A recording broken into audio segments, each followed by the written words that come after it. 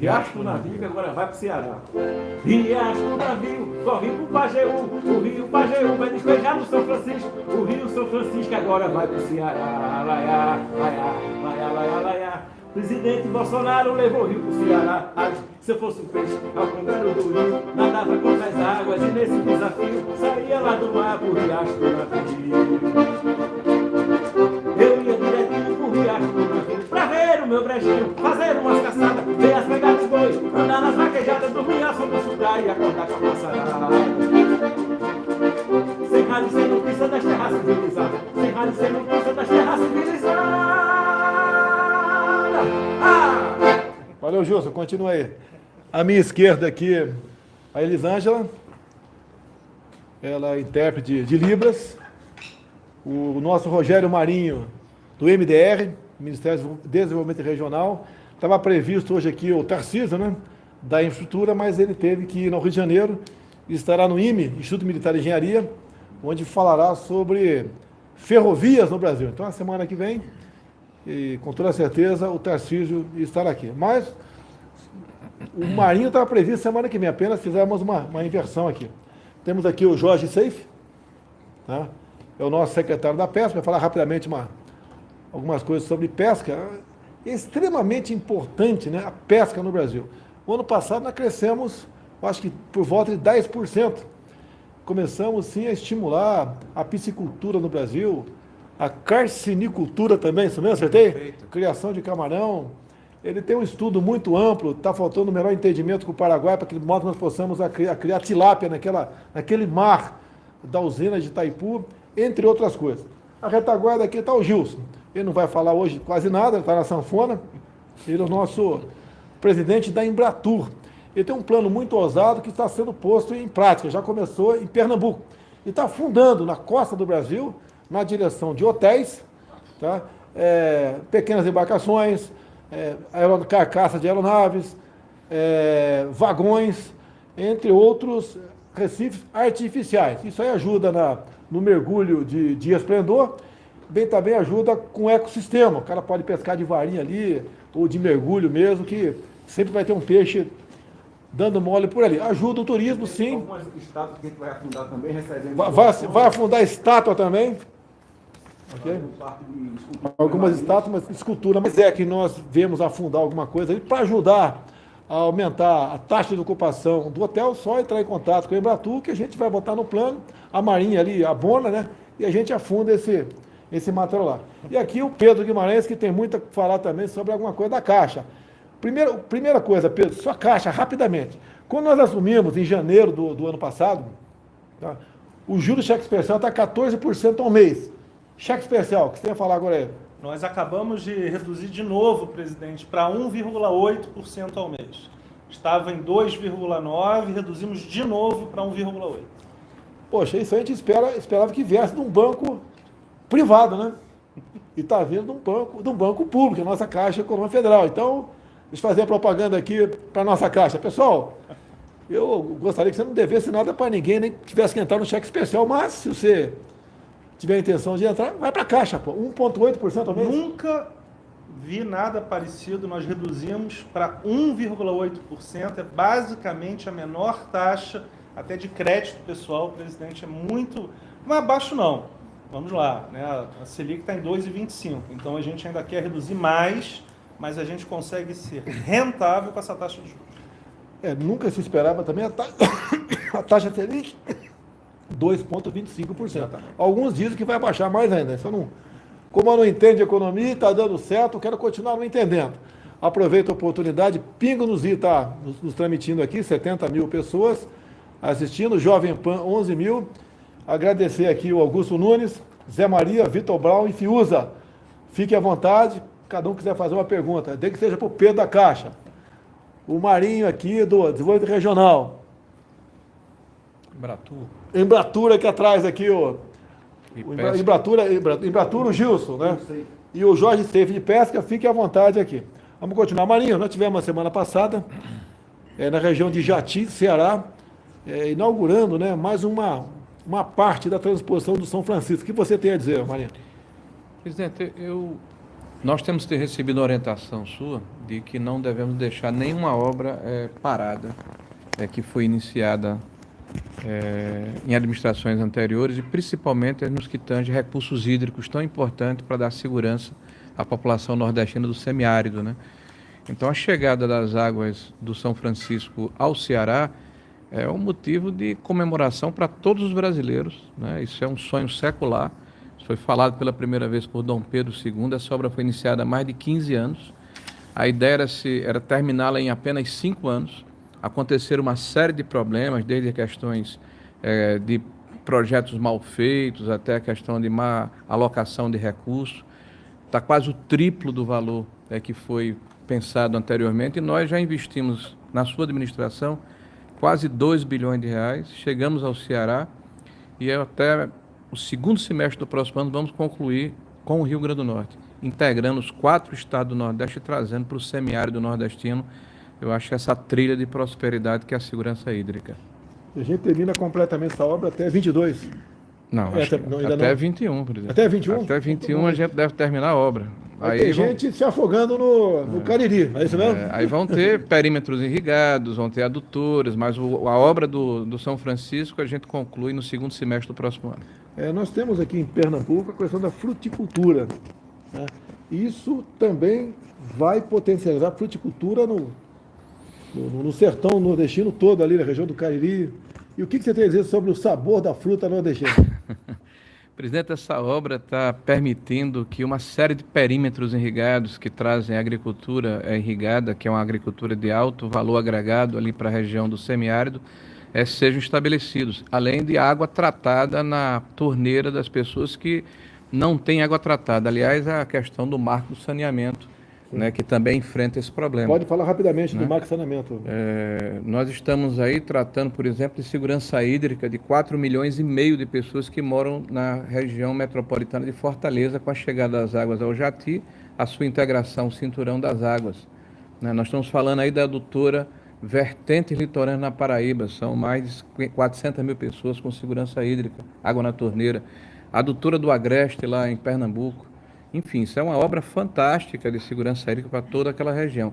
E o saneamento, nós temos que comemorar, o Brasil tem que comemorar, presidente, porque finalmente, desde 2016, se arrastava no Congresso Nacional a discussão desse marco.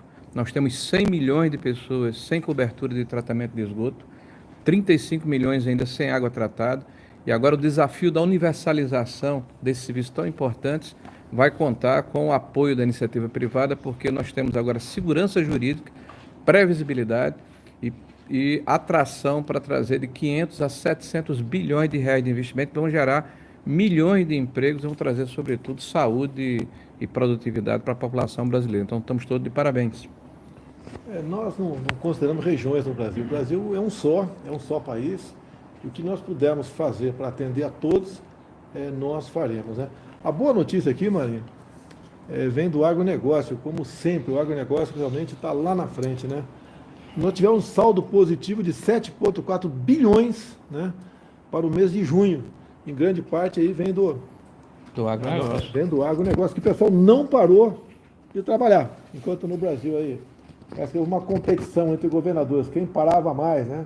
Exatamente. Quem protegia mais a vida do... O senhor brevemente vai estar em Petrolina, inclusive, anunciando a ampliação de área lá do perímetro irrigado. Já são 120 mil hectares no Vale do São Francisco, mais de 300 mil empregos. O senhor vai anunciar lá a expansão de área naquele perímetro, além de uma série de outros perímetros em outros estados do Brasil.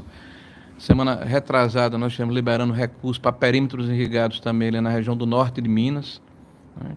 Então, nós estamos fazendo um trabalho, eu diria assim, bastante extenso, integrados com o Ministério da Agricultura, e o resultado está aí. A agropecuária está dando aí um resultado extraordinário para todos nós. Petrolina é muita fruticultura, né? Isso. O filho do senador Bezerra... Fernando Filho. Fernando Filho. Tá? Filho do Fernando Bezerra, prefeito lá de Petrolina lá. Prefeito Miguel. O Fernando é o deputado. E também ali no Piauí, o terra do Monsanto. Parnaíba também recebeu recurso ano passado. Teve aqui o Monsanto falando conosco. Na época você não era o ministro era o Canuto. Era o Canuto. e foi liberado parte de recursos para irrigação. Então Parnaíba também vai entrar nesse rol de cidades como Petrolina que exportam Também. fruta para o mundo todo aí, certo? E o senhor liberou agora uma ponte lá para melhorar a situação lá do Parnaíba lá para O trabalhar. Monsanto, eu tive na pré-campanha conversando com ele, uma pessoa excepcional, foi senador aqui por muito tempo, ocupava a tribuna, às vezes falava mais de uma hora, mas você ouviu o Monsanto e tinha um bom palavreado, né, e boas ideias. Então Parnaíba está de parabéns aí com o Monsanto. Rapidinho aqui, o Jorge Seif, o que é mapa de bordo digital? Que trem é esse? Presidente, em comemoração aí à Semana do Pescador, né? Dia 29 foi dia do pescador, dia de São Pedro também. Nós fizemos aí o mapa de bordo digital. O que acontecia? A produção de peixe brasileira, através dos barcos, né? Pescadores artesanais, precisava ser manual, né? Em folhas. Obrigado. Precisava ser manualmente em folhas e levado até a superintendência, e muitas vezes esses dados se perdiam. E agora nós estamos resgatando a estatística pesqueira brasileira, que isso vai fortalecer a segurança do nosso Brasil em produtividade e também, logicamente, fornecendo mais um serviço digital ao cidadão brasileiro. Não precisa mais se deslocar. Ele pode fazer isso da sua própria casa, da sua empresa, do seu escritório. Carteira de pesca amadora, o que é isso? Capitão, é a segunda versão da... Obrigado. É a segunda versão da carteira de pesca amadora, né, com mais funcionalidade, com débito automático lá pelo site. Então, o pescador amador, o pescador esportivo brasileiro pode entrar no site do Ministério da Agricultura e tirar sua carteirinha de pesca digitalmente, sem complicação. Ele mesmo imprime, paga o boleto e o pagamento é automático. Desburocratizando, né? Nós estamos em contato com a Marinha também para a gente facilitar a retirada da carteira de motonáutica, para o pessoal que gosta de andar de jet ski. Está muito complicada, muitas horas de prática, e tem países que você chega, né, e assina um termo de responsabilidade, em poucos minutos você aprende a mexer com o jet ski e vai passear. Isso aí, se a gente conseguir fazer próximo, pelo menos, vai ajudar em muito o turismo aqui no Brasil. Eu tenho falado, o Vale do Ribeira, a minha região ali do interior de São Paulo. Você podia botar isso em Eldorado Paulista, em Ribeira, em Sete Barras, em Registro. Então o cara podia ter lá 10, 15 jet ski para turismo. Você chega lá com a tua família, Pedro, rapidamente, se você não tem habilitação, você assina o termo de responsabilidade e vai passear no Rio Ribeira com a tua família. Vai ajudar o turismo, é dinheiro para a região, é tudo melhor. Agora nós temos que desburocratizar muita coisa.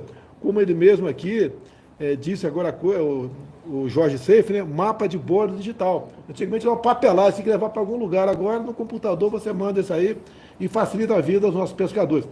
Vou voltar aqui para o Pedro aqui. Pedro, o que você tem a falar sobre habitação, Pedro?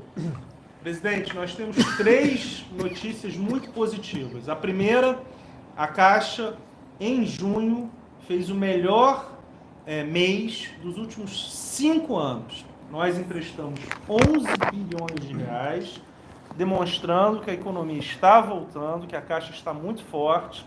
E em vários segmentos nós estamos muito fortes. Além disso, isso é muito bom para a população, nós temos agora o registro eletrônico dos cartórios. 14 estados já têm isso. O que significa isso? Você faz online e reduz de 45 dias para só 5 dias. Então, uma desburocratização e, nesse momento de pandemia, é muito bom. E o terceiro ponto, a Caixa está financiando na compra do apartamento os custos de cartório e o imposto de transferência. São 5 bilhões de reais por ano que as pessoas, em especial nesse momento de pandemia, evitam de gastar e fica nos próximos 30 anos. Outro assunto, financiamento para pequenas e microempresas. Nós temos várias linhas, uma delas é o Pronamp, a outra é uma parceria com o Sebrae. A Caixa financiou desde o começo da pandemia 10 bilhões de reais para pequenas e microempresas. Isso gerou mais de 110 mil empresas recebendo esse empréstimo. Pessoal, um assunto aqui que eu nunca recebi tantos vídeos no meu telefone. Tá? Vocês viram uma médica, a doutora Raíssa Soares, de Porto Seguro, Bahia, fazendo um apelo para mim, né, para que chegasse a hidroxicloroquina na tua cidade, que não tinha. E nós sabemos que, por testemunhos, né, não só de pacientes, bem como de médicos no Brasil todo, não são todos, né, mas em grande parte, dizem que o tratamento da Covid-19 na fase inicial tem tido sucesso. Então ela fez esse apelo para nós, eu liguei para o nosso ministro da Saúde, o general Pazuello, imediatamente ele assinou, na quarta-feira, acionou todos os meios nossos, e hoje partiu de São Paulo um avião para Salvador. E está previsto amanhã, por volta das 8 da manhã, chegar lá em Porto Seguro 40 mil doses de hidroxicloroquina. Então, obviamente, com toda certeza, a doutora Raíssa Soares vai se fazer presente. Espero que ela não tenha cirurgia para essa hora, né? Que as 2 vezes que conversei com ela, estava em cirurgia, para que esse material seja entregue à Secretaria Municipal de Saúde e, através dos órgãos de saúde de Porto Seguro, esse material seja distribuído para quem precise utilizar. Então, parabéns, doutora Raíssa, e parabéns aqui ao ministro Pazuello da Saúde, que prontamente atendeu a esse pedido aqui. Eu quero terminar aqui. Jorge Seif não. Marinho, no próximo sábado agora nós vamos para Santa Catarina, vamos sobrevoar, que lá tivemos um problema sério nessa semana, né? Ciclone bomba. Confesso que eu nunca tinha ouvido falar isso aí. Tinha ouvido falar já, não? Não, essa é a terminologia, não? Não, eu também nunca tinha ouvido falar isso aí. Então, afetou muito cidades, em especial Santa Catarina. Você já enviou o nosso secretário de Defesa Civil para lá? Isso. Ontem mesmo, né, por orientação do senhor, nós ligamos para os 3 governadores, nos colocamos à disposição, enviamos o nosso secretário de Defesa Civil, ele com uma equipe para Santa Catarina, que foi o estado mais afetado, mais de 130 municípios. Né, ele vai estar lá ajudando nesse projeto inicial de orientar as prefeituras a preencherem a papelada para requisitar os recursos, né? E estaremos com o senhor sobrevoando a região no sábado, né? Para termos uma ideia das necessidades que aquele estado terá. Está ali atrás o doutor Regis, né, por curiosidade, é um amigo nosso, é um médico, e vai estar conosco nessa missão em Santa Catarina no sábado pela manhã. A gente está convidando alguns parlamentares da região, não tem como convidar todos, são apenas 2 helicópteros, e cabe o máximo 10 pessoas, né, além da tripulação, equipe de segurança, médicos, etc., o máximo 10 pessoas. Então a gente vai convidar alguns parlamentares, deputados e senadores de Santa Catarina para sobrevoar a região, ter um conhecimento melhor do que foi esse estrago proporcionado. E como disse o nosso ministro aqui, Rogério Marinho, estaremos à disposição no que for possível atender aí a reconstrução, né, de parte desses estados. E ajuda humanitária também. E ajuda humanitária também. A última participação do Pedro aqui. Auxílio emergencial, Pedro. Sim, o senhor anunciou nessa semana a 4ª e a 5ª parcela do auxílio emergencial. Nós estamos ainda finalizando o calendário, que sairá em breve para o senhor aprovar. E é muito importante, presidente, até esses 600, na verdade, são 65 milhões de pessoas e nós estamos pagando pouco mais de 50 bilhões de reais. Então, na média... Por mês, né? Por mês. Na média, as pessoas estão ganhando R$900, porque os líderes de família têm R$1.200. Então, não é só 600. Na média, os benefícios são de R$900. É uma grande ajuda e a Caixa Econômica Federal, eu posso dizer para o senhor, em várias cidades, em especial no interior do Brasil, Norte e Nordeste especial, tem uma grande melhora da economia exatamente porque você acaba tendo esse benefício. Eu assinei o decreto essa semana, presente o presidente da Câmara e do Senado, então mais 2 parcelas de R$600, que vão cobrir o mês de julho e agosto. A gente não pode continuar por muito tempo, como disse o Pedro aqui, da Caixa Econômica, são 50 bilhões por mês. Não é dinheiro que está sobrando, nós estamos nos endividando com isso daí. Nossa dívida interna é bastante alta e a gente apela para os seus governadores e prefeitos que, cada vez mais, logicamente com responsabilidade que vocês todos têm, comece a abrir o comércio e botar a economia para funcionar de fato. Então, mais 2 parcelas, serão 5 parcelas de R$600. Então, por pessoa, no mínimo R$3.000 cada uma vai receber ao longo desse tempo, para ajudar. Então, sabemos que é pouco, mas dá para fazer uma compra ali para necessidades básicas para Tem sobrevivência melhorado no muito, mês. melhorado Tem você que é muito. do Nordeste, uma região mais pobre do Brasil, o Nordeste, que sem dizer do interior, do teu estado, do Rio Grande do Norte. Eu recebi vários depoimentos de que as pessoas estão, inclusive, comprando material de construção, estão fazendo pequenas reformas, né? Estão fazendo compras no comércio local, enfim, tem girado bastante a economia. Tem sido extremamente importante essa ajuda. Aqui o Gilson aqui trouxe um ofício para mim, da Associação Brasileira dos Criadores de Cavalo Manga Larga Marchador. O que é isso aqui, Gilson? Fala bem alto aí. Isso daqui, presidente, isso aqui é uma doação de 20 cavalos de manga larga marchador para fazer ecoterapia em crianças. O presidente da associação, Daniel, nos enviou isso daqui para a primeira-dama, Michele.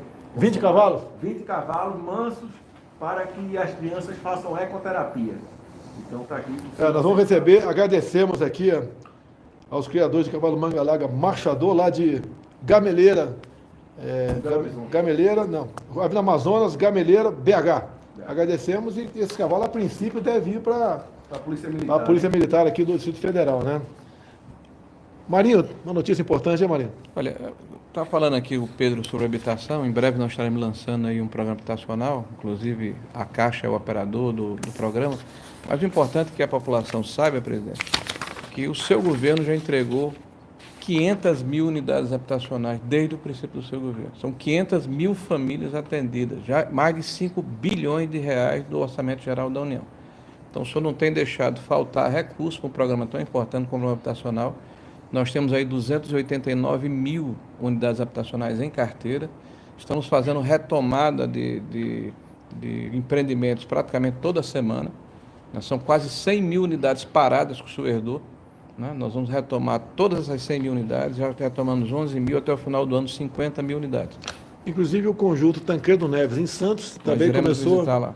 Claro. Como recomeçaram as obras. Estava parado nas administrações anteriores, nós retomamos aqui para orientação do senhor. Estava abandonado. Tem uma deputada lá de... Rosana Vale também, que entrou em contato conosco. Bem como a Rosana Vale entrou em contato conosco na ponte lá de... Na ponte de... São Vicente, ponte dos Barreiros, né? Isso. Nós Eu estive devemos... lá, inclusive. Estive lá? Estive lá. E Já liberou para carro? Já, né?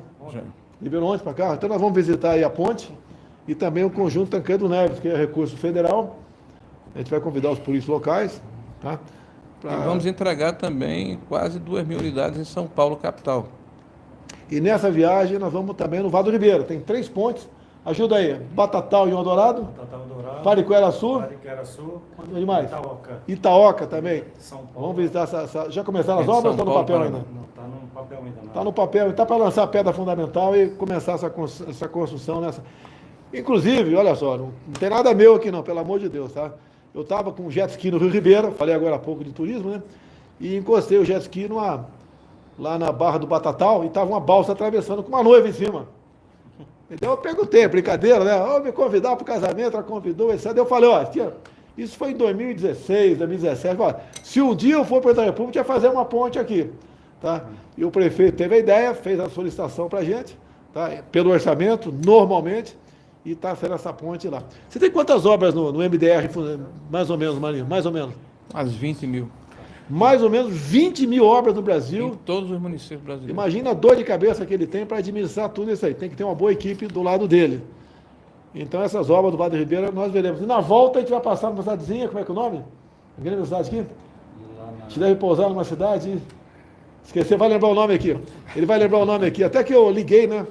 Eu estava na presidência, daí eu vi o nome da cidade, é na metade do caminho de Ribeira e São Paulo. E eu devo parar no meio do caminho. Daí liguei para aquela cidade, daí atendeu um sargento da Polícia Militar, se apertou, o sargento falou, tá, pois não. Aqui é o presidente da República, Jair Bolsonaro. Ele falou, ó, boa tarde, muito obrigado, ligou o telefone. Então eu liguei de novo para ele, pô. Ajuda aí o nome da cidade aí. Poranga não. Não é em Poranga não. Liguei novamente, ele atendeu, eu falei, sargento, eu te ligo no telefone aqui na imagem, né? Faz time, você vê a minha cara. Olha, acabou a conversa, desligou o telefone, mas tudo bem. Se tiver parado na cidade. Encontrar o Ninguém sargento. acreditou, lógico, para o presidente ligar para o cara tá dando trote. O senhor vai dia 10 para a Bahia, né? Vai para o Nordeste. Dia 10 Bahia, nós vamos visitar também a Transnordestina. Também. É outra O obra senhor vai baixar no sul do Piauí. enorme, a Transnordestina, que nós vamos tratar sobre ela semana que vem com o Tarcísio aqui, que ela será concluída também, assim como a ferrovia Norte-Sul, que começa lá no Porto do Maranhão, e está aqui no Maranhão, passa ali por o estado de Tocantins, Goiás, e termina no Porto de Santos.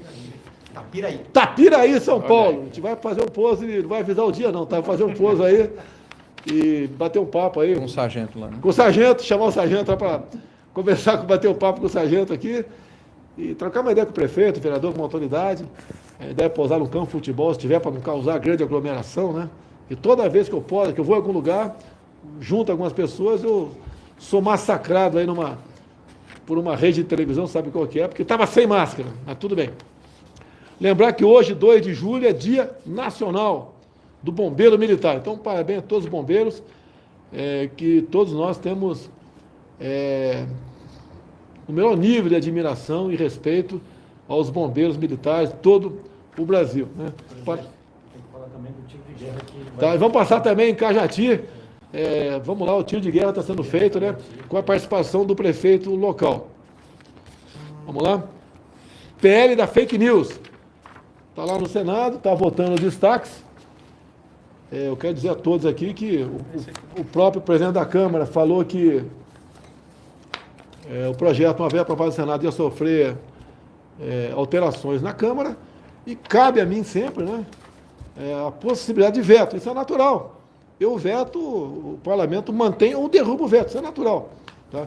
Mas, logicamente, o pessoal sabe, a minha posição, eu sou extremamente favorável à liberdade total da mídia. Até dessas tradicionais, que dando pancada em mim o tempo todo, não tem problema. Eu acho que tem que continuar batendo, né? Estão batendo tanto, eu só estou crescendo, continue batendo, sem problema nenhum. Agora não podemos admitir a censura aqui, pelo amor de Deus. E mais ainda, só curiosidade, né? Curiosidade. Temos aqui uma análise, não vai dar para ler tudo isso aqui, são várias páginas, onde Facebook, Google, Twitter e WhatsApp fazem um parecer contrário a esse PL. E digo mais, né? Um parecer técnico, digo mais. Foram 44 senadores que votaram aí favorável ao projeto. O pessoal está apanhando aí muito nas mídias sociais. Eu conversei com um senador que votou favorável, e ele se desculpou, falou que havia se equivocado, que foi um voto eletrônico, né? E votou erradamente. Se porventura tiver um veto, se o projeto chegar bom, a gente sanciona. Agora, se chegar como se apresentou até o momento, a gente não tem como não deixar de vetar. E mais ainda, se passar na Câmara, que eu acho difícil, mas se passar, como a gente pode publicar o projeto, né, ainda, porque eu tenho 15 dias para sancionar ou vetar, e daí o pessoal a opinião pública vai dizer qual artigo deve ser vetado e qual não deve ser vetado, porque afinal de contas, quando se fala em liberdade de expressão, se fala em democracia. Muita gente fala democracia da boca para fora, mas aprova projetos que cerceiam a liberdade de imprensa. A gente não pode admitir isso aí. Eu duvido qual cidadão do Brasil é mais criticado na internet do que eu. Com apelidos, um montão de coisa. Se eu me sentir prejudicado, eu posso entrar na justiça, né? Calúnia, difamação, o que mais é? Injúria, tá? Agora, jamais querer censurar a mídia para me proteger. Já da minha parte, quando se fala em democracia é uma coisa, quando se exercita é outra. Estou aberto aqui ao prezado aí, Augusto Nunes, Zé Maria, Vitor Brau e Fius, vier qualquer pergunta para o pessoal que está na mesa, exceto eu, fique à vontade que a gente bota aqui no som aqui e responde para vocês. Vamos continuar? Hoje foram vários vetos a um projeto de lei também, que falava sobre o uso obrigatório de máscara, inclusive dentro de casa. Eu vetei, né? Ninguém vai entrar na tua casa para te multar. Eu mesmo aqui, poderia ser multado agora porque eu estou sem máscara. Tá e certo? nós também. Todo mundo não tem, olha só, pessoal, nós temos que respeitar a pandemia, nós lamentamos os mortos, mas deixe bem claro, né? A história de lockdown, de ficar em casa, o objetivo era fazer com que os hospitais se preparassem com leitos, UTIs e respiradores para atender quem chegasse infectado lá e precisasse de atendimento. Eu desconheço, pode ser que exista, desconheço, qualquer pessoa que tenha perdido a vida por falta de UTI ou falta de respirador. Então, o objetivo não é não deixar que a pessoa todos se infecte, não é isso daí. Porque todo mundo sabe que mais cedo ou mais tarde o pessoal vai contrair o vírus, né? Então, o objetivo era evitar que tivéssemos filas e alguém viesse a falecer por falta de atendimento. Isso, pelo que parece, pelo que consta, não aconteceu. Tá certo? Agora, o grande problema que tivemos, foi muito criticado lá atrás, foi a destruição de empregos. Eu não sei quantos milhões de pessoas perderam o emprego no Brasil. Nós sabemos que os informais, 38 milhões de pessoas, ou a renda foi a zero, ou foi reduzida drasticamente. A OIT diz que os países da América do Sul, né, esses informais perderam 80% do seu poder aquisitivo. Então, o problema é que, da nossa parte, nós tratávamos lá atrás, mas essas medidas de fechar comércio, de impedir gente de ir à praia, entre outras medidas, essas medidas couberam aos governadores e prefeitos, segundo o Supremo Tribunal Federal. A nós apenas, quase que apenas, mandar dinheiro para estados e municípios, e mandamos muito recurso para estados e municípios para compensar a perda de arrecadação de estado, que é o ICMS, grande parte, né?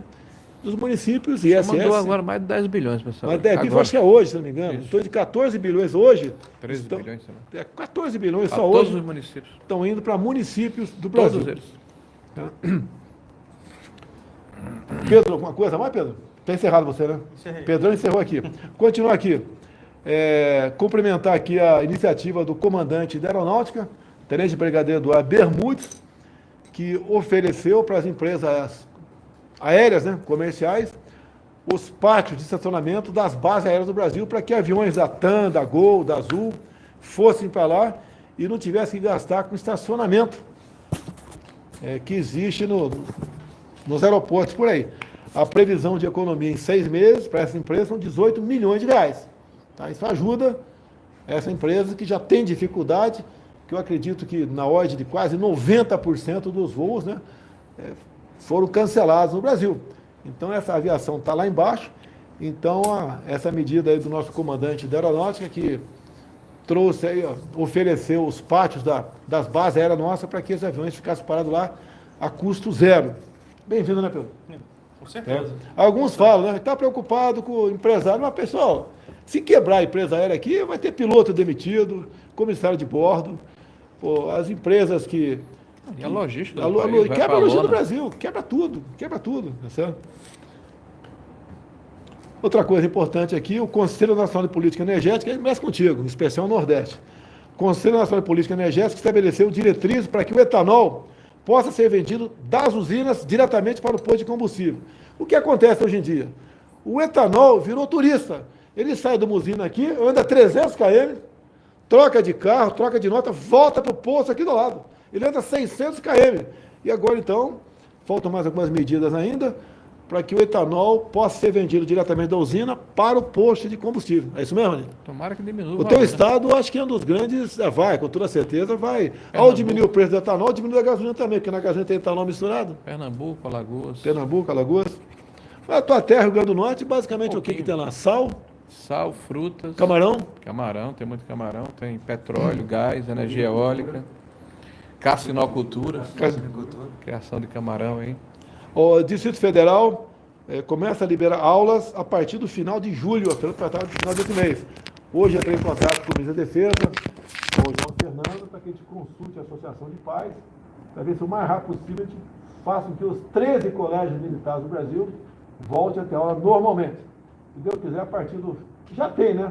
Mas a partir do começo de 22, o 14º Colégio Militar, no campo de Santana, em São Paulo, estará funcionando. Será um dos maiores colégios militares do Brasil, o Campo Santana, São Paulo. Gostaria de fazer mais, tá? Mas estamos com um problema orçamentário. Eu gostaria de ter pelo menos um colégio militar em cada estado do Brasil. Né? Rio Grande do Norte, Natal tem. Estão fazendo lá. Não, Natal tem, colégio militar Natal. Tem, né? Tem não. Tem não, Natal tem não? Tem em Fortaleza, Recife, no Pará tem também, Salvador também tem. Então, Natal tem que fazer. não vão fazer, tem que fazer. Tem 2 ministros agora. Rio Grande do Norte agora tem 2 ministros. O Marinho e o Fábio Faria. Então são 2 escolas também. 2 escolas. Pessoal, hoje eu assinei hoje um parecer da AGU, a Secretaria da União, que esclarece que as escolas militares, no caso, Escola Naval, SPSEX, Escola Preparatória de Cadeias da Aeronáutica, colégios militares, né, são públicas para todos os fins, inclusive para acesso às universidades pelo SISU. Por analogia, se estende também aos colégios da Polícia Militar e Corpo Bombeiro Militar de todo o Brasil.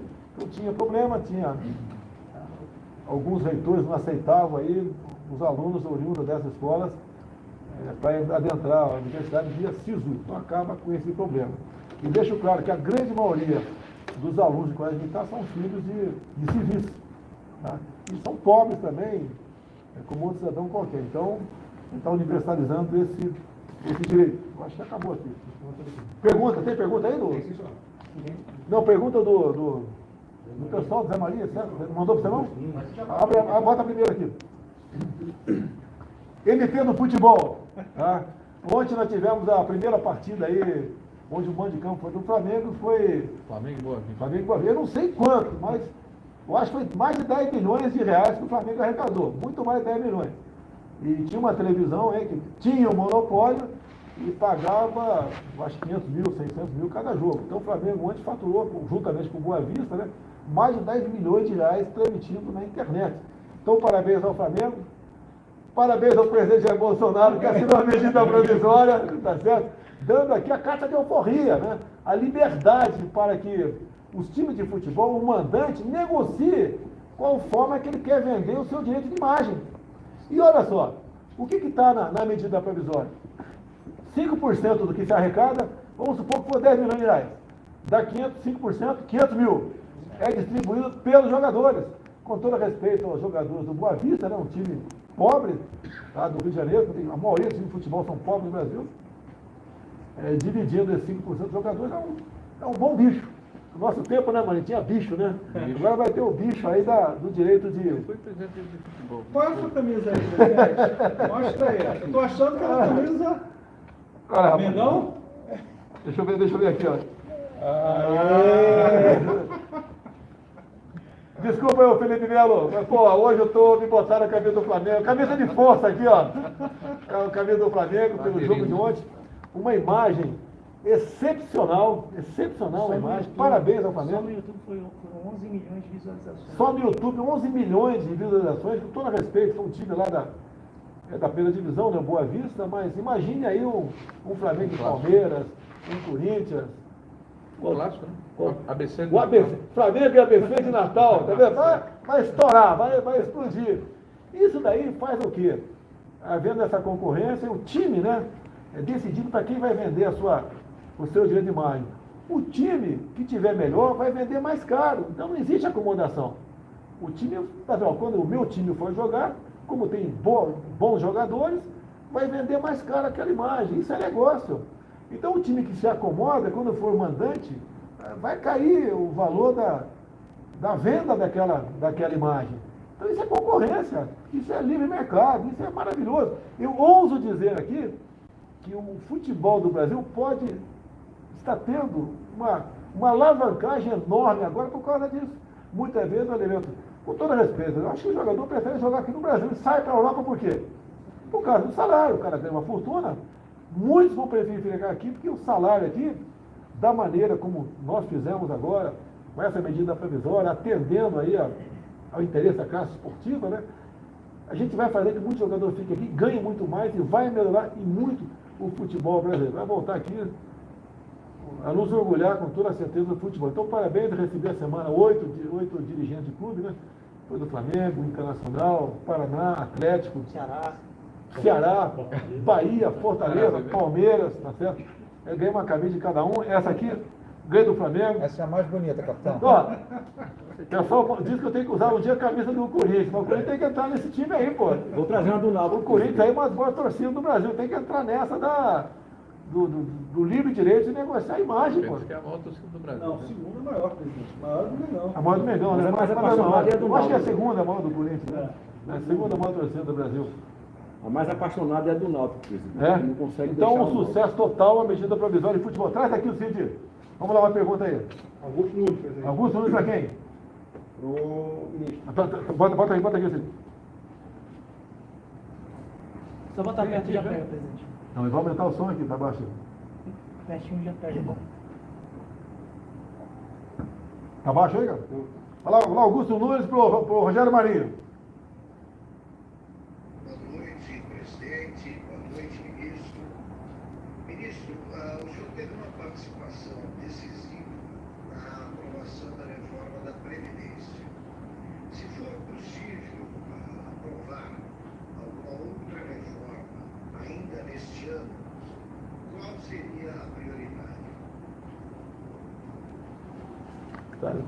Tributária? Eu acho que... Aqui. Está falando, está já. Bom, Buxa, boa noite a você e a todos da Jovem Pan. Existe uma série de reformas importantes, inclusive mudanças de marcos regulatórios, né? A questão de ferrovias, a questão do gás, né? A questão da própria reforma tributária.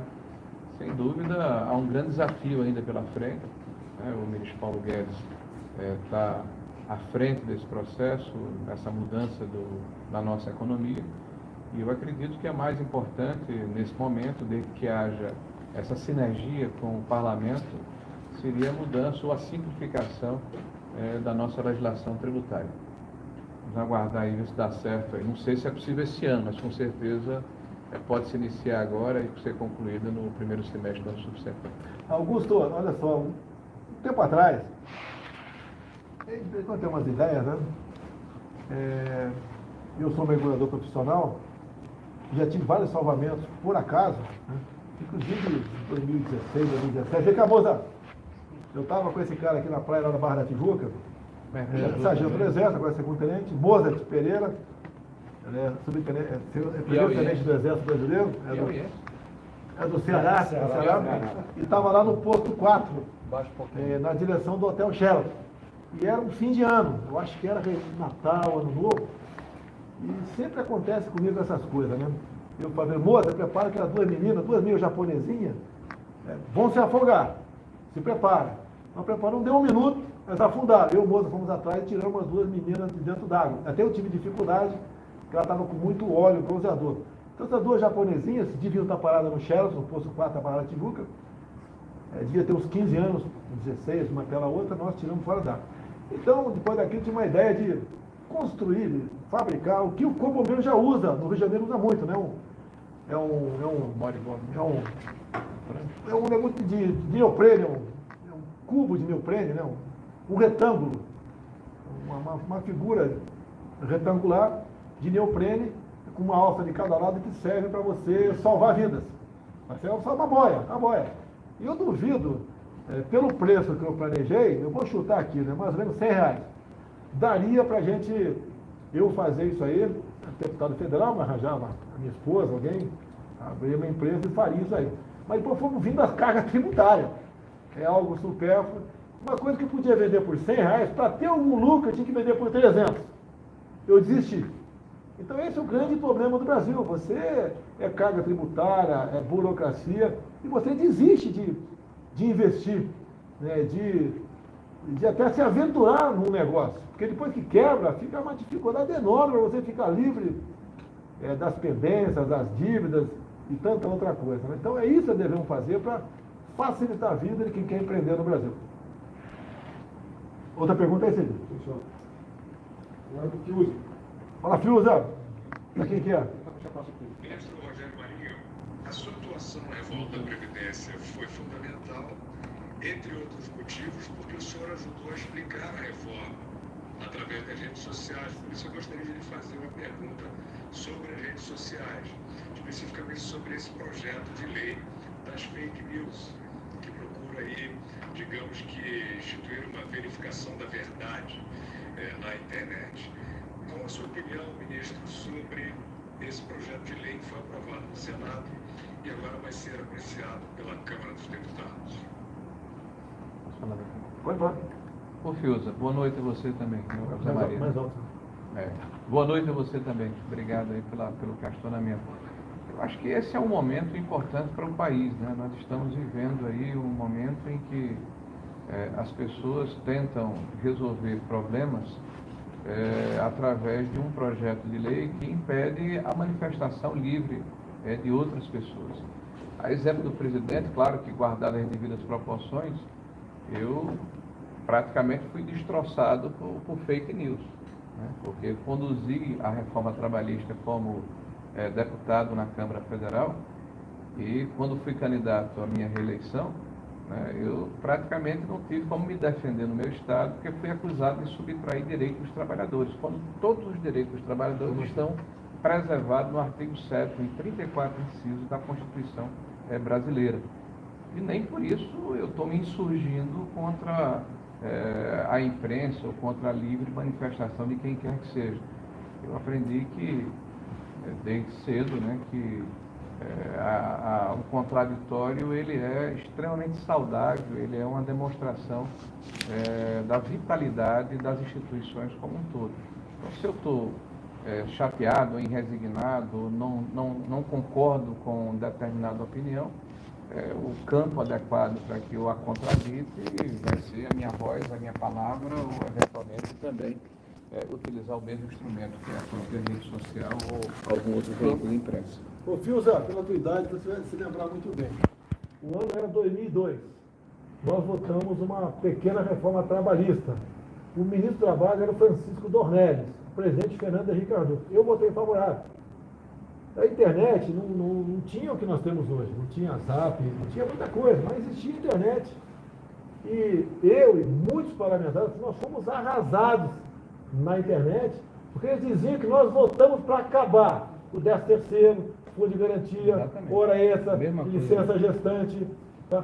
Nós votamos para acabar. E não tem como acabar isso, porque está no artigo 7º da Constituição. Nenhuma emenda à Constituição você pode acabar com isso. Então, o que era flexibilizar, por exemplo? Licença gestante, você poderia parcelar. Tá? Entre tantas outras coisas, você poderia parcelar, gozar mais tarde aquele benefício. O 13º, você podia antecipar o 13º de comum acordo com o patrão. Tá? Então nós fomos massacrados com esse projeto de lei que fazia uma reforma trabalhista, mais a esquerda, e a esquerda panfletava em escolas, usou muito a escola, o ensino fundamental, outdoor, cartazes colados nas ruas. Lá no Rio de Janeiro, o primeiro que apareceu no retrato era eu. Então eu fui um dos sobreviventes de 2002. Depois tivemos com o Fernando Henrique, 2017, né? Não, 2017 já foi Temer. Foi Temer, 2017. Nós votamos uma reforma trabalhista semelhante. Eu votei novamente favorável. Tá? Tive 500 mil votos, foi um recorde de votação minha no Rio de Janeiro. Mas eu não foi recorde não, porque foi lá. Não, eu vim candidato a presidente. E o Marinho sofreu muito no Rio Grande do Norte, porque a esquerda, os sindicatos... Dizendo exatamente a mesma coisa. Quer acabar com o fundo de garantia, com o 13º, enfim, com todos os direitos do trabalhador. Esse tipo de... Agora, não é por isso que eu vou querer censurar as mídias sociais. Os excessos a gente corrige de outra forma. Com todo respeito que eu tenho ao parlamento, é o jogo democrático. Se for aprovado na Câmara, chegando para mim o projeto, eu vou fazer uma consulta popular, o que deve ser vetado ou não. E a gente vai vetar, e depois o parlamento pode, se entender que tem que ser derrubado o veto, esse faz parte da regra do jogo. Agora, no Senado, passou com 44 votos. Seria a maioria simples, né? Agora, para derrubar o veto, teria que ter 41 votos, né? Não. E se com 44 passou o projeto, já tem um senador que falou que se vetar ele vai manter o veto. Se mais três senadores resolver votar para manter o veto, o que nós vetamos será mantido o veto. Então, para mim, o que depender de mim, liberdade total nas mídias sociais. Inclusive por ser criticado, né? Porra, ninguém sofre mais crítica do que eu. Eu duvido que, durante a campanha, olha só, eu era chamado de homofóbico, racista, fascista, xenófobo, não gosto de nordestino, tudo em cima de mim. Tá? O PT mesmo, duas inserções na televisão, apareceu uma menina lá que tinha uma suástica marcada na barriga, né? E o PT dizia que foram bolsonaristas que fizeram aquilo, depois fizeram uma perícia e viram que ou ela mesma fez, ou ela permitiu que fizessem, pela profundidade dos cortes. Um tremendo fake news. Tá? Sobrevivemos a tudo isso daí. E cada vez mais a população está se inteirando, entendendo, e de imediato já sabe o que é fake news. Tá? E tudo bem. Agora, eu estou sendo julgado por vários processos pedindo a cassação da chapa no TSE. Diz que o processo, olha só, Fiuza, diz que o processo mais complicado é que eu teria, né, impulsionado Zap em massa por ocasião das eleições. Eu pergunto para você, Fiuza, você recebeu no teu telefone, aí, algum Zap de alguém desconhecido que tinha a ver com as eleições de 2018, que fez você mudar o teu voto para mim, para o Haddad, para o Alckmin, para o Ciro? Eu não recebi, eu acho que ninguém aqui recebeu. E eu estou recebendo uma acusação dessa, que seria a acusação mais grave para caçar a chapa Bolsonaro-Mourão. Foi arquivado por 7-0, uma outra acusação no TSE, que eu teria patrocinado o outdoor por todo o Brasil. Além de estar hospitalizado, nós arrecadamos 4 milhões de reais, gastamos 2 devolvi para o partido. Não tem cabimento. O TSE é obrigado a discutir esse assunto e votar. Mas são coisas que a gente, lógico, se preocupa sempre, qualquer processo contra a gente se preocupa, né? Que é um tribunal eleitoral e, por vezes, um ou outro ministro quer ter um voto, quer dar um voto político, né? Nós sabemos que não pode ser assim, mas é um ser humano. Eu acredito na absolvição, no arquivamento de todos esses processos do TSE, até pela qualidade dos ministros que estão lá. Mas, fake news. Pessoal, vou pegar meu telefone aqui, o que eu recebo de meme, de brincadeira de todo mundo, até de mim mesmo, não está no gibi, tá certo? Eu queria até ler alguns aqui, mas não vou ler para não polemizar aqui, tá certo? Mas faz parte do folclore, pô. Tem piada comigo ali que eu morro de rir, pô. Tá a minha cara lá, me comparando com tudo quanto é coisa de gente ali. Tá eu como gafanhoto. Tá aí tem um... Notaram que eu sou o cara que espanta os gafanhotos. Tá certo. Não, mas Mas tudo bem. ele espantou o Paulo Guedes aqui, o sanfoneiro. Espantou o Paulo Guedes. Tá. Então faz parte do folclore. Não podemos nos render ao politicamente correto. Não pode isso, não pode aquilo. Cuidado com o que você vai falar. Já falaram em racismo reverso. Eu não sei o que é isso, meu Deus do céu. Racismo reverso. Um dia eu vi uma mulher falando na televisão, eu estou na séria. Quando aquele cara fala, eu não sou racista, é porque ele é racista. Eu entendo. Confesso que está difícil, né, viver no Brasil assim. Quem não gosta de uma boa piada? Eu gosto de brincar aqui com o cearense, aqui, o Gil cearense, o Cabra da Peste aqui do Rio Grande do Norte, o baiano, ligeirinho, o gaúcho macho pra caramba, a dupla de goiano como se forma. A gente gosta dessa piada, mas você não pode fazer mais. Tem que tomar cuidado se alguém está te gravando, se o pessoal não entrar na justiça e acabar com a tua vida. Eu estou com o processo de danos morais, está em R$500 mil em última instância. Tá? Se eu perder, eu vou ter que me virar como pagar. Olha só, eu respondi para uma televisão por que não ia numa parada do orgulho gay. Eu falei, porque acredito em Deus, na família e bons costumes. Começou numa associação que é conhecida como Associação de Lésbicas de Niterói, tá? Começou com R$150 mil. Em segunda instância, acredite, segunda instância, o Ministério Público pediu arquivamento, o relator pediu arquivamento, e eu perdi por 3-2. Daí subiu, está no Supremo Tribunal Federal, contando juros e correção monetária, R$500 mil. Quer dizer, você não sabe o que fazer mais, o que falar mais. Nós não podemos continuar agindo dessa maneira. Temos que lutar contra isso. E a liberdade de imprensa é muito importante. Caso contrário, você ficar refém de parte da mídia tradicional, você realmente não vive mais e você vai viver, não é sem informação, vai viver desinformado. Tem mais alguma pergunta aí? De quem que é agora? Zé Maria. Zé Maria? É com você, Pedro, tenho certeza. Os dois, Pedro e Rogério Maria. Pedro e Rogério Maria. Olá, Zé Maria. Salve, presidente, ministro, presidente da Caixa. Olha, eu queria saber sobre o financiamento habitacional. Ministro Rogério Marinho, quando sai esse novo programa do governo aí sobre financiamento com novas situações para o financiamento da casa própria? E ao presidente da Caixa, se é possível, com esse novo programa, transformar os financiamentos antigos nesta nova legislação e nesse novo conceito do programa que será lançado. Sabe o que é pro Pedro? É melhor. Bom, Pedro, primeiro, obrigado aí pela oportunidade. Nós estamos há quase 3 meses tratando desse processo internamente aqui com a economia, com a Caixa, né, com muito cuidado, assim, porque a nossa ideia é justamente permitir que o maior número de brasileiros tenham acesso ao crédito imobiliário. Então, nós estamos fazendo as tratativas finais, eu acredito que já tenhamos praticamente acertado os ponteiros aqui, e nos próximos 15 dias a gente terá a condição de lançar o programa. A nossa ideia é justamente diminuir o juro habitacional, isso passa pela questão da remuneração do fundo de garantia, já que está havendo uma diminuição da taxa Selic, e essa diminuição vai permitir que um número considerável de famílias possam ter acesso ao financiamento de casa própria. Nós também tivemos uma negociação com a Caixa, que é exemplo do que tem feito em outros produtos, né, como foi o caso aqui do cheque especial, né, tá abrindo mão de uma remuneração que tem na sua taxa de administração, que vai permitir que um número maior de habitações com o mesmo subsídio que é dado pelo governo federal seja produzida anualmente. E nós vamos oportunamente publicizar esse número. E também um programa consistente de legalização fundiária. Nós temos hoje 10 a 12 milhões de unidades habitacionais no Brasil que não têm escritura pública, né?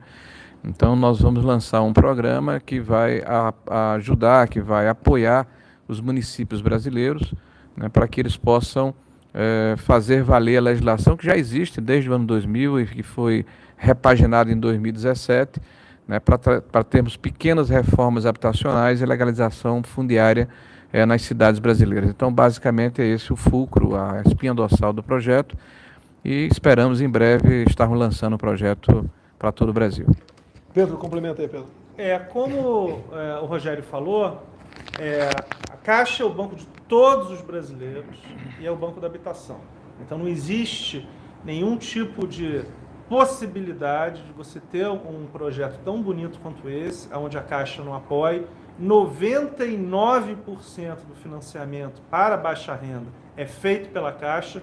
Presidente, quando começou o seu governo, a Caixa só tinha 22% do mercado da faixa de renda mais média e chegamos a esse mês com quase 50%. Por quê? Lançamos produtos novos, como produto por inflação, sem inflação e, inclusive, a menor taxa do mercado. Então, exatamente como o Rogério falou, a gente vai sempre ajudar a população. Bom, o nosso Facebook, o YouTube está com 80 mil pessoas e Pingos nos Is e Jovem Pan está com 98 mil. Então, parabéns aí à turma aí da Jovem Pan, Pingos nos Is, Augusto Nunes, Zé Maria, Pedro, Fiuza. O Vitor Brau está hoje, não? Mais alguma pergunta? Tem mais uma do Vitor Brau. A última do Vitor Brau para a gente encerrar aqui. Já completou 1 hora, pô, senão o pessoal vai pedir hora extra para mim aqui, ó. Ô, Augusto Nunes, se for ajudar a pagar, tudo bem. Olha, imagina quanto o Pedro cobra e quanto o Marinho cobra. E tem também intérprete de Libras também, é caríssimo. Embratur, E o o médico aqui. Qual a tua especialidade, ô Regis? Cirurgião plástico aí, ó. Isso é caro, hein? Está nos acompanhando. repaginado. Aqui, olha só, você comemorou a vitória do Flamengo comendo o quê e tomando o quê? Tilápia com tubaína, lógico. Tilápia com tubaína comemorou a vitória do Flamengo, São Boa Vista lá. Valeu. Vamos lá? Outra pergunta aí. Presidente, boa noite. Queria fazer a pergunta ao presidente da Caixa, Pedro Guimarães. Então, o governo decidiu esticar o pagamento do auxílio emergencial, provocou, vai conceder agora mais 2 pagamentos em julho e em agosto, mais R$ 1.200. Queria saber do presidente da Caixa, Pedro Guimarães, se houve mudanças aí no sistema, se os aplicativos foram aprimorados, quais são as principais mudanças da primeira para essa segunda fase de pagamentos do auxílio emergencial, presidente. Boa noite a todos aí. Boa noite. Obrigado pela pergunta. Primeiro ponto, todas as pessoas que tiveram aprovados os primeiros 3 pagamentos não precisam se cadastrar. Então, o cadastramento, na verdade, a validade é automática. O aplicativo hoje tem 108 milhões de pessoas, é o maior aplicativo do mundo que nós sabemos em termos de banco digital. Ele está mais aprimorado, nós não temos mais filas nas agências e nós vamos, muito em breve, anunciar o calendário. Nós estamos conversando com o Ministério da Cidadania e, obviamente, o presidente Jair Bolsonaro vai validar e, após ele validar, nós vamos anunciar. Mas o que a gente pode anunciar para vocês é: vamos fazer o pagamento via conta digital, muito rápido, mas extremamente rápido, e vamos anunciar muito em breve. Zé Maria, Fiuza, Brau, muito obrigado pela participação de vocês. Vocês ajudam a brilhantar aqui a nossa humilde live. A quem está nos assistindo agora, vai para a Jovem Pan, que nós estamos saindo do ar, tem um finalzinho do Pingo nos Ir. E assisto porque é um programa aí realmente com isenção absoluta, né? E eu fico muito orgulhoso de existir programas como esse da Jovem Pan, Pingo nos Ir. Alguma coisa mais? Vamos encerrar? Pessoal, muito obrigado pela oportunidade. No sábado estaremos sobrevoando aqui algumas regiões de Santa Catarina, que foi atingida por essa catástrofe aí de 2, 3 dias atrás. Já nos colocamos à disposição. Nossa equipe já está lá. Já temos equipe nossa lá. E vamos sobrevoar para, de perto, ver a profundidade do problema, né? E ficar à disposição dos governadores desses 3 estados, o que for possível a gente fazer, nós faremos. Mais uma coisa? Excelente, presidente. Muito obrigado, então, pessoal. Até semana que vem com o Tarcísio aqui falando sobre ferrovia, tá ok? Boa noite a todos.